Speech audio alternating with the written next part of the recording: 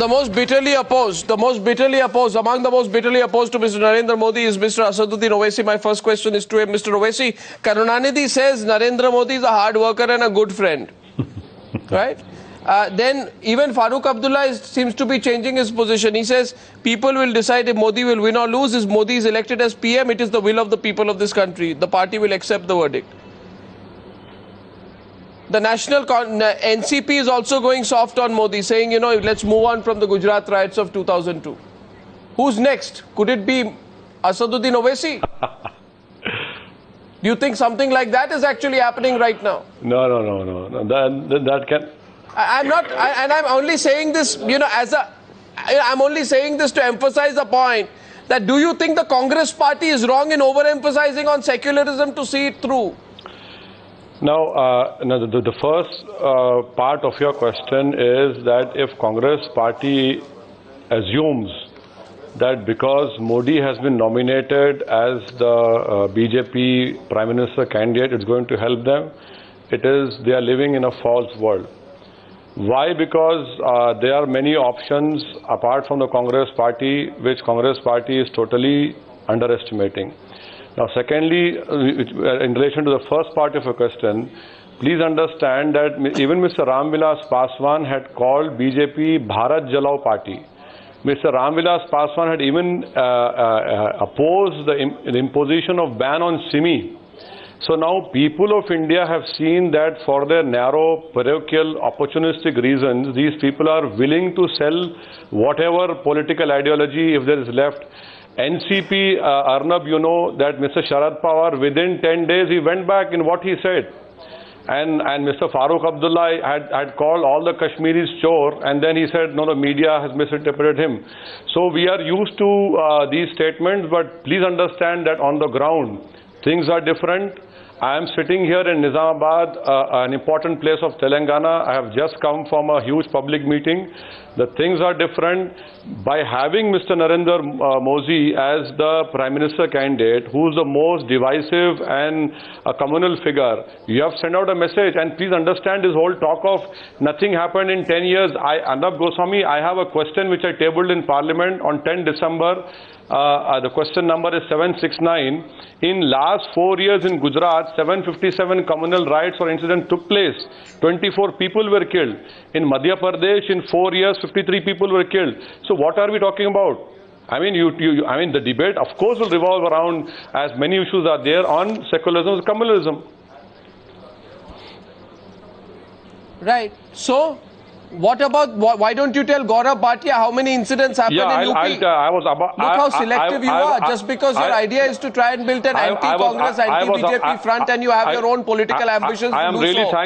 You know the facts, but you don't want to tell him that a document released by the Home Ministry said that there were 479 riots in the country. In 2013, 250 incidents took place up to October, and 95 people were killed in Uttar Pradesh and 313 were injured. Is it true the highest number of casualties among all states in 2013 was in Uttar Pradesh? You see, Mr. Mulayam Singh Yadav says that Mr. Modi was responsible for killing of Muslims, but he should introspect, he should look what happened in Muzaffarnagar, what has happened during the tenure of his glorious and blue-eyed son, and who has failed totally in protecting life and limb. And in fact, they have completely abdicated their secularism and their Lohiyat principles.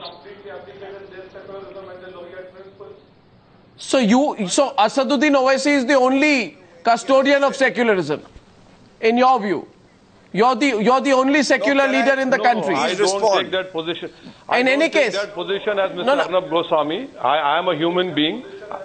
I have my own flaws. I accept that. Maybe you're flawless. I know you're a perfect man, but I am not.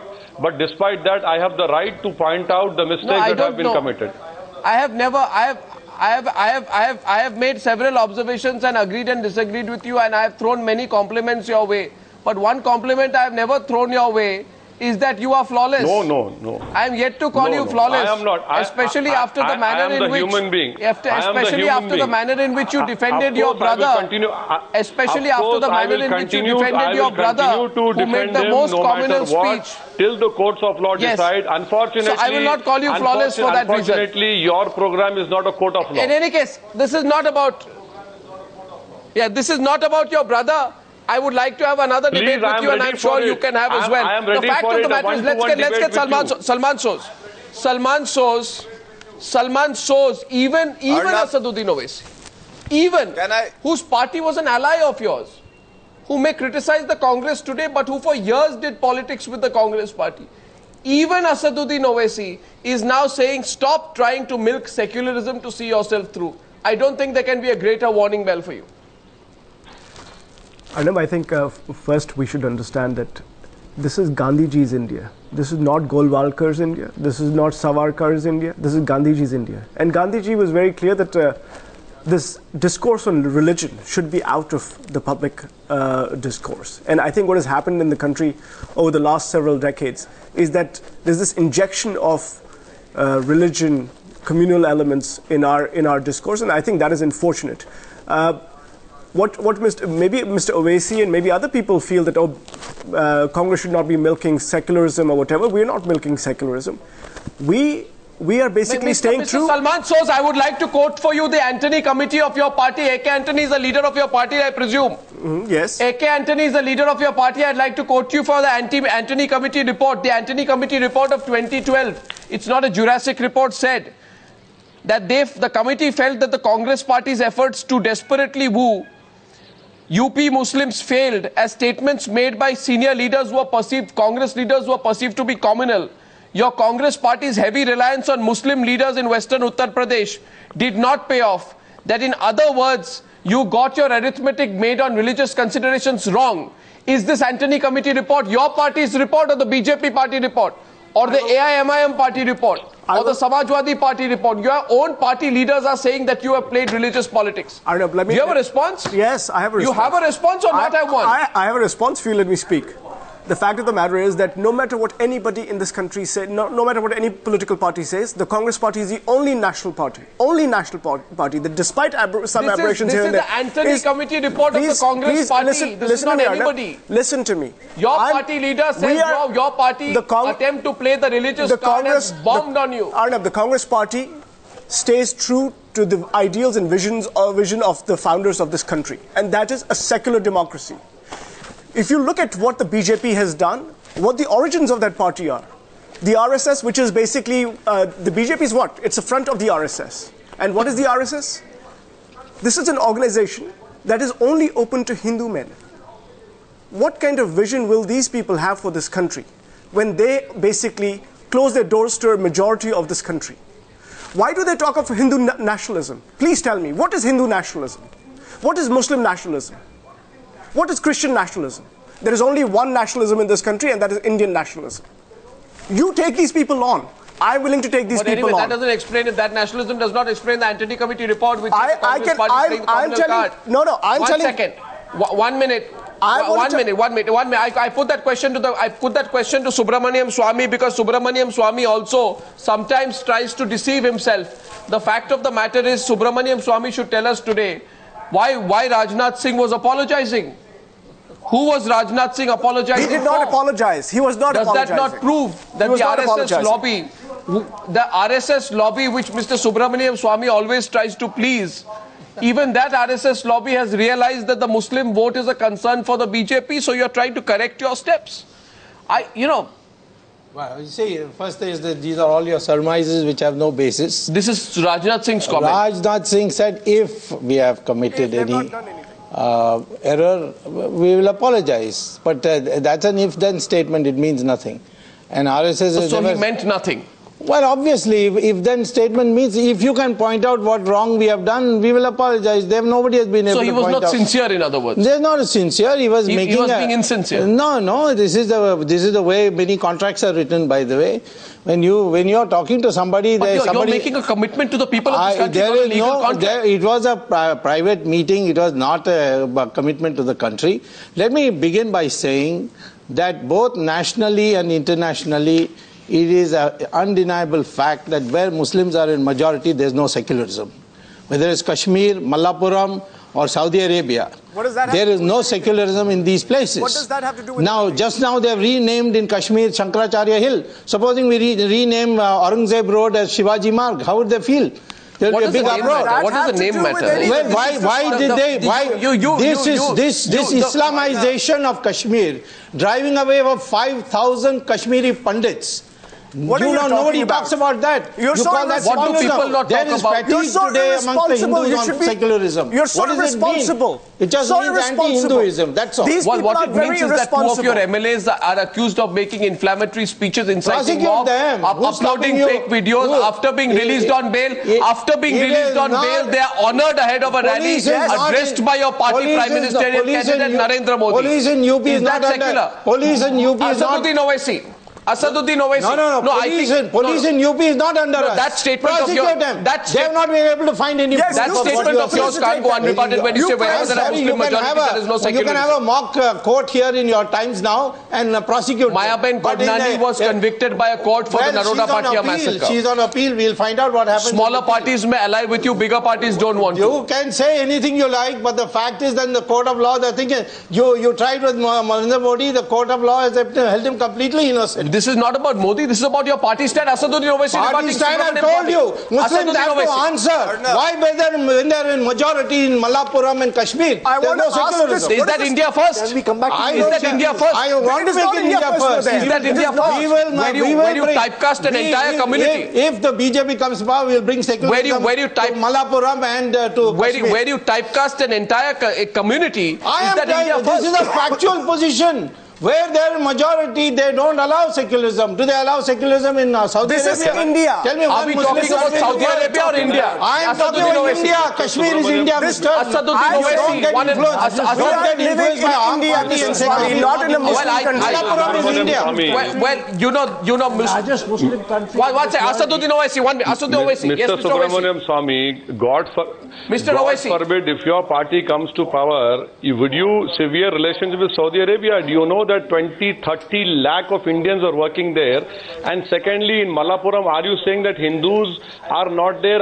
Is it not part of India? Does the rule of law does not runs over there? Isn't Kashmir part of India? And thirdly, Mr. Subramaniam Swamy, please enlighten me. Please enlighten me, Mr. Subramaniam Swamy. Yeah, I will enlighten you. Please listen to me. Listen to my question. Do you still hold the... I'm listening to your question. I understand your question. Mr. Vajpayee, what you gave a letter to Morarji Desai? And I'm surprised that you're in BJP, Mr. Subramaniam Swamy. You know what you called Mr. Atal Bihari Vajpayee? Do you still hold that view? Do you still hold that view? And what I have got to do with Saudi Arabia? I am concerned about my nation. I am concerned about secularism. I am not talking about Saudi Arabia alone. I'm talking about Kashmir and Malappuram. I am not. I'm also talking about that part of Hyderabad where you have made a tremendous terror against Hindus there. You have said that if police is absent for 15 minutes, you'll finish all the Hindus. In Hyderabad, who said that BJP are temple destroyers. BJP are temple destroyers. I'm telling you the place, Medina Education Center. Mr. Subramaniam Swamy, it suits you. When you are supporting Narasimha Rao, you called BJP as temple destroyers. When it suited you, called Atal Bihari Vajpayee various names. You wrote a letter to Morarji Desai. Do you still hold that view? Please, Mr. Subramaniam Swamy, you don't hold a pattern on secularism. I think you have to correct yourself first. You are inflaming positions over there. Well, I'm sorry, you have not read my books of the period of 1993. I don't know what you are quoting. The important thing is in this debate is not about me, mister. It's about you and your behavior when you're in majority. What you have done to 5 lakh Kashmiri Pandits is more important than what views I held in the past. This debate... Kashmir, you will impose more severity over there. Are you trying to say that in Malappuram you're going to destroy the economic upliftment of Muslims? Why do you hate Muslims of Malappuram? Why you want me to answer that? Of Kashmir? Are they not Indians? This is the mentality of Hindutva. No, these dangerous to India. Ashok Malik asked the question. Ashok Malik asked the question. Ashok Malik asked the question. I want to bring him in. What's it, Gaurav? He says none of you are. Yes. None of what we've heard in the past 10 minutes concerns this election, the 2014 election. How can you say that? This is exactly the agenda they will take to the electorate. You mean this is a referendum on Golwalkar, Gandhi, nationalism, secularism, Saudi Arabia? This is a discussion. This is a discussion on whether these. This is a discussion. What the voter feels today. This is a discussion on whether these political parties will take these issues or talk about development. Development, Ashok Malik, which is the biggest mask upon the party which is trying to create a debate on this is the Congress, because the Congress had this very facile and smart assumption that as soon as Modi was announced, all Muslim votes would come to it. But Muslims are as hassled with the Congress today as Hindus are. If the price of milk has doubled in 5 years, it's doubled for me and for Mr. Owaisi. He doesn't get a discount because he's a Muslim. He's also hassled. Muslims are also hassled. If there's corruption in the Commonwealth Games, the Hindus hassled, so is the Muslim. But 5 lakh Kashmiri Pandits being resettled is also an issue. It may not be an issue for you. The question is, we cannot think, Ashok Malik, that these issues are not being raised. These issues are being raised all the time. Didn't Mulayam Singh Yadav try to give a secular communal pitch to the debate on the 2nd of March? Did he not say to about Narendra Modi and Rajnath Singh and the BJP, where he said, you first carry out a massacre of the Muslim community and then you apologize? You feel they are fools? Did he say, Gaurav Bhatia, that whether people will forgive him or forgive Akhilesh for what happened in Muzaffarnagar, for which 60 people died? Or for that matter, for failing to prevent 93 incidents of communal violence in 2013? He didn't say that. Because he too, Gaurav Bhatia, would want to milk this secular communal fault line to the maximum to take away from the attention on the Gundaism under the Uttar Pradesh government, the malgovernance under the Uttar Pradesh government, which even Mulayam is absolutely embarrassed about. He is doing a balancing number. Admitted Gaurav Bhatia, that's the only reason he raised the issue on the 2nd of March. That's the only reason he did. Are you done? Yes, are you please. Done? Can I speak now? Fairly straightforward question, Gaurav. Yes. You are Gaurav, talking. Please continue. You can finish. Yes, I am answering that.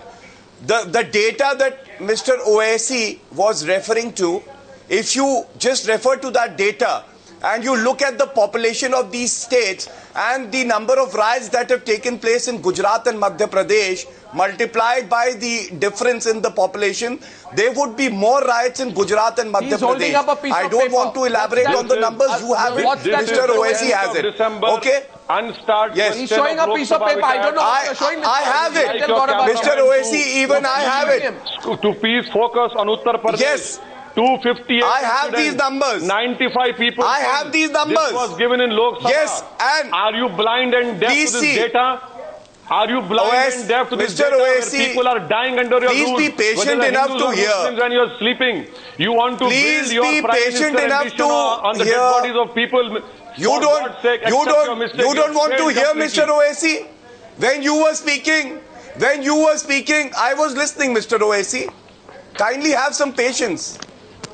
It is this very tolerance that we are talking about today. If the BJP is wrong in accusing its rioters, accused MLAs in Agra, now let me just say this. How different was it? Let me ask you, how different was it when Akhilesh Yadav shares a stage with Maulana Nazir? Arnab, now you have asked your question. What was he booked for? He was booked for. If you have asked your question, if you don't want me to reply, I will be quiet. Curfew. I will be quiet if you don't want me to reply. Do not use the communal secular divide to hear the as a pure political tool without having the legitimacy to back it up. How can you keep Gaurav, you have lost the legitimacy to back it up. Allow me to answer those questions. Come on, Arnab, this is unfair. Yeah, what did Mulayam say about people living in relief camps on December 13th? I will answer each and every question. Arnab, don't be in love with your own voice. Allow me to speak. Please. I am still waiting with bated breath for your answer. Secularism. Not for your obfuscation, but for your answer. Yes, I will answer. I will answer all questions. You are missing the point, because even in Muzaffarnagar, it was the BJP that orchestrated the riots. And even in Gujarat, what happened was the ministers of Modi government, Maya Kodnani, has been convicted because she orchestrated the riots. She was an active participant. So let us blame the party which orchestrates a riot, which participates in a riot. The government of UP took all necessary action to ensure that they don't spread and they are controlled within time. Having said that, now bear with me, I want to make one more point. Mr. Subramanian Swamy says that declare India as a Hindu problem for Mr. all Subramanian parties. Swamy said the problem that. for all now, parties. Is it not destroying? Is it the listen problem to me. for all parties. Arnab, don't do that. Don't do that, please. No, don't do that. Let me complete myself. Mr. Subramanian Swamy says that declare India as a Hindu Rashtra. How would secular fabric of India remain intact if such statements are made and the top leadership takes no action when he says that look for Muslims and group together against them? And I'm reading from the DNA editorial that he wrote, and that is why we need to discuss secularism. When Mr. Modi says that the victims in the riot camps, should they be allowed to stay there? They are children producing centers. This is what Mr. Modi said. Then, when he is not having an inclusive approach, there is no minority candidate in his cabinet, not a single ticket given. Do you think that secularism would not be relevant? Our constitution talks about secularism, and till the time these people will come and threaten a minority population, I think all the parties would come forward, irrespective of their differences, and would fight such forces. It is our duty. And if I have to sacrifice my religion for the nation, I will do it 10 times, Arnab. And that is why it is relevant. Mr. Yogi Adityanath tells Hindus... Well, I don't know why you're smiling away at that. That is ridiculous. Mr. Amit Shah, that our constitution also says uniform civil code. When the matter is constitution also says ban on spouse slaughter. Does he agree to that? Difference between preamble on the other side of the debate tonight, which is just warming up, because you know, one second, Rahul Narvekar and Sabha Naqvi haven't even come into the debate. Please, I will come back on the other side because I must ask you. Asaduddin Owaisi, I will come to you. The fundamental problem is... Supreme Court. What is the calm down, Mr. Gaurav Bhatia. I will come to you. The fundamental problem is with parties like Rahul Narvekar, because they sit on the sidelines. They sit on the sidelines like provocative agents. Every time the BJP would want to take a more centrist approach, it is forced to move back to the extreme right because of parties like the Shiv Sena. When I come out on the other side, I'll ask Rahul Narvekar whether he accepts guilt, at least for that. Back in a couple of minutes. Going back to the debate, my question to Rahul Narvekar of the Shiv Sena, sorry for keeping out of the debate so far, Rahul, is simply this, that every time, you know, you sort of remain this balance. Every time you feel that the BJP is looking more secular or doing something more secular, you put pressure on the BJP to try and return on some hardline right-wing Hindu agenda. And I'm not even saying Hindutva agenda. So, you know, are you more interested in pursuing the communal agenda, or is the BJP, or is this some good cop, bad cop routine that's being played out between the Congress and the Shiv Sena and the BJP? Well, Arnab, I appreciate your hurry in giving certificates to political parties as to who's secular and who's communal. But I would ask you to hold your horses for just a couple of months more. On the 16th of May, we'll get the answer from the people of this country, whom they consider to be secular and who's communal. That is no answer. That is no answer. As your question that is no pertaining answer. to secularism, that is still no answer. Let me complete. No verdict is an answer to that. You want an answer? Let me complete. Okay. Now that if you want an answer, let me complete. Number 2, if you think fighting against pseudo-secularism is being communal, then yes, I am communal, we are communal. If you think fighting against majority oppression is communal, then yes, we are communal. We have never said that we don't believe in the secular fabric of this country. We abide by the constitution where we've given ourselves to this country to be a secular country. But secularism cannot be at the cost of oppression of the majority community. And therefore, we are compelled to fight against the pseudo-secular tactics and politics of the Congress government. Adhering to the spirit of the constitution, Mr. Rahul Lavrekar? Mr. Rahul Lavrekar, when the Shiv Senas were I don't know who's that, because I don't... in Mumbai, were they adhering to the spirit of the constitution? I'm asking you a question, Mr. Rahul Lavrekar. First, Mr. Rahul Lavrekar, when you were beating the North Indians in Mumbai, if you don't were you complying to the constitution? Mr. Gaurav Bhatia, if you don't know the facts, you shouldn't speak. My question. It wasn't the Shiv Sena which had indulged in beating. That only shows your ignorance. I'm asking you. I appreciate your hurry, but that only shows your ignorance. give the freedom to move anywhere in the country. Mr. Gaurav, please read Article 19. Mr. Gaurav Bhatia does not give the guarantee to an Mr. Gaurav Bhatia to move freely in the territory of India. Mr. Gaurav Bhatia, if you don't have the courage of listening to the answer, don't ask the question. Were the North Indians now that you've put your question more than 4 times to me, give me an opportunity why are you getting provoked? Why are you getting provoked? No, 1 minute, Mr. Gaurav Bhatia. Why were the North Indians Mr. Gaurav Bhatia, the Shiv Sena was calling the BJP pseudo-secular. The Shiv Sena was calling the BJP pseudo-secular, not the Samajwadi Party.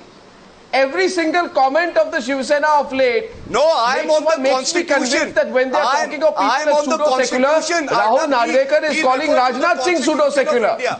He is not referring to the Constitution of India. Rahul Narvekar, who now pretends not to listen, was calling Rajnath Singh pseudo-secular.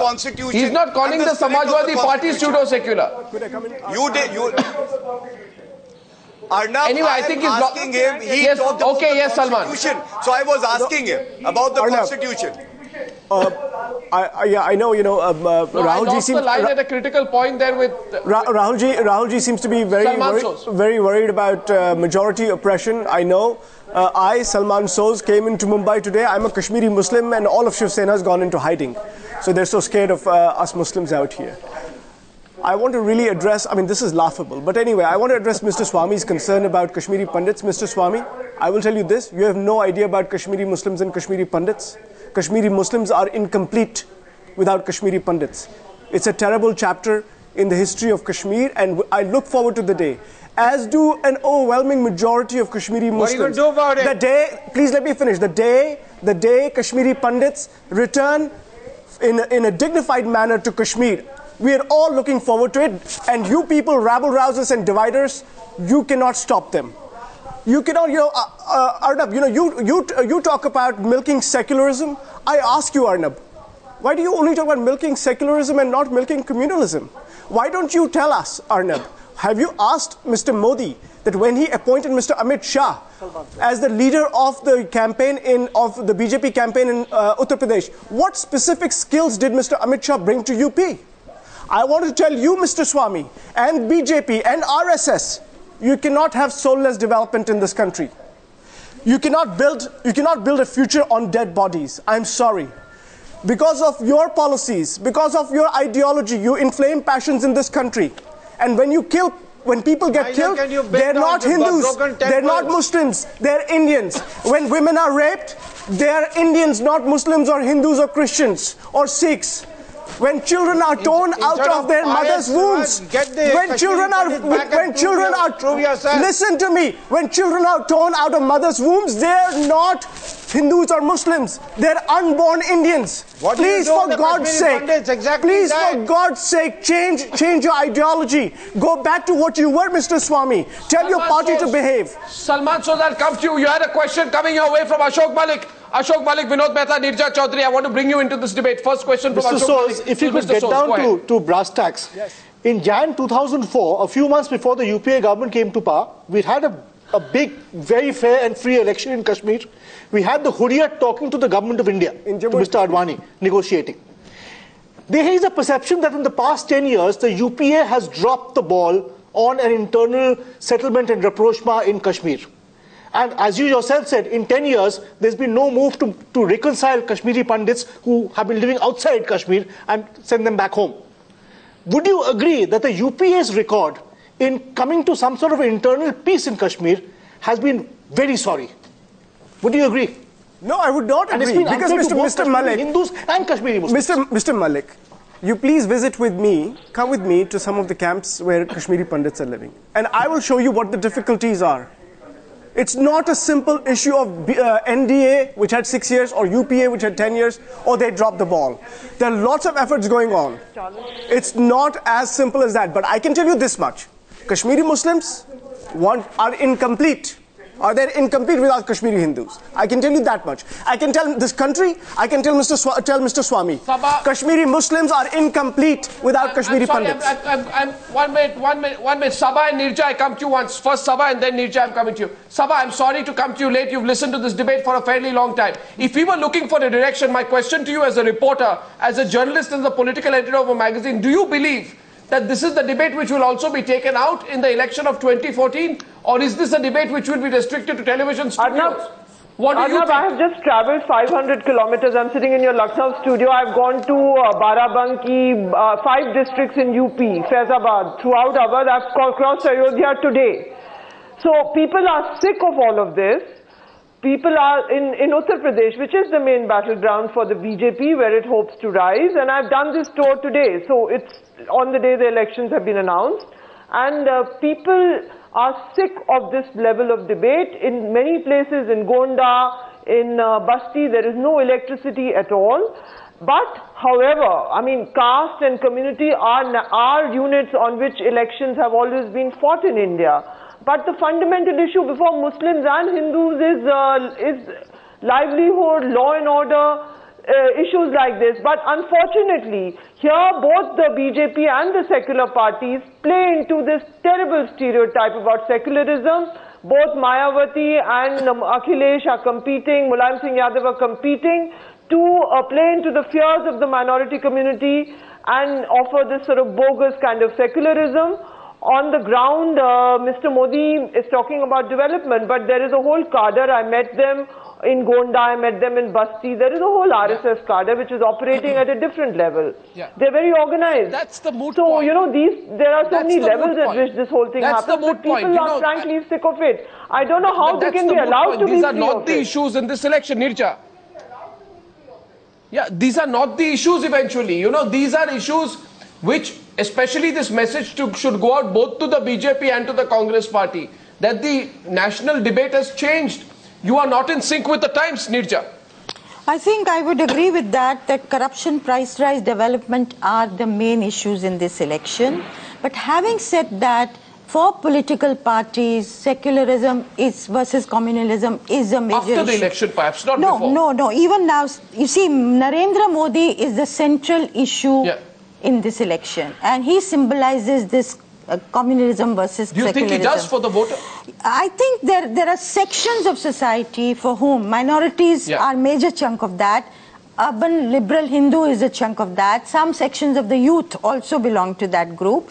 And if had that not been the case, then Mamata Banerjee, Mayawati, Jayalalitha would have joined hands with the BJP. But because there is this factor, they are not doing it before the elections. Arnab, in this election, when you've seen a 4% drop in GDP growth rates, which means 30 lakh more people unemployed in the country, and a 10 crore voter base which has been added, which has been announced by the Election Commission. These are young people. They're looking for jobs, they're looking for opportunities, they're looking for investments, they're looking for growth. In all of this, they're really, you know, for livelihood issues are more important than issues of secularism and communism, which will be used by political parties to form alliances. We'll have to watch. We can't take this. We can't take this as the last word. Yes, Vinod. Arnab, I take the point, but I think we must also agree on some fundamental issues. This country, the basis of this country is secularism. And even Mr. Vajpayee between 1999 and 2004 had to concede that without secularism he couldn't govern this country. The second point is that while that is true, our political parties have made a mockery of secularism. And all of them, I've got a list here, Samajwadi, TDP, Vikas, they will find, if Mr. Modi is winning, Arnab, I am sitting here, they will find some way to support the Modi government. Outside support, issue by issue support. Precisely. They are the most shameless people in this country. And they go with the winning side. What is Paswan doing? Well, it's political pragmatism, which eventually goes beyond that doesn't negate secularism. And any otherism. Ladies and gentlemen, I wrap up this debate. Thank you very much. I think what Sabha said is very relevant. She said she's traveled 500 kilometers in Uttar Pradesh and finds that these are not the issues people will be voting on. Food for thought. Thank you very much, ladies and gentlemen, for that debate. Thank you very much indeed.